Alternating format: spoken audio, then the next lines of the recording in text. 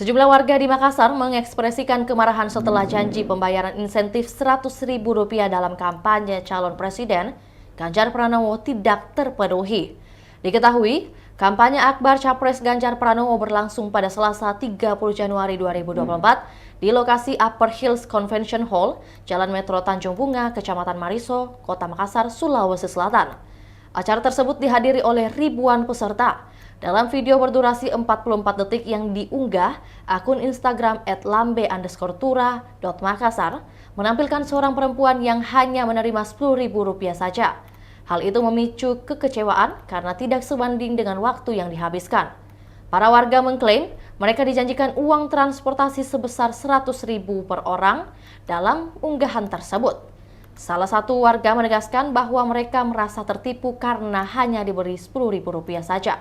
Sementara waktu yang mereka habiskan dari jam 8 pagi hingga jam 3 sore tidak dihargai. Perbandingan dengan insentif oleh tim Capres Prabowo Subianto semakin menambah kekecewaan. Seorang ibu dalam video tersebut bahkan mengungkapkan kegiatan tim Capres Prabowo mampu memberikan Rp50.000 kepada peserta.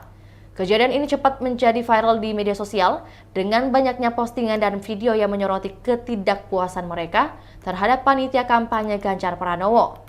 Itulah tadi berita hot news kita pada hari ini. Saksikan berita hot news lainnya hanya di kanal YouTube dan Facebook Tribun Timur. Download Tribun X sekarang. Menghadirkan lokal menjadi Indonesia.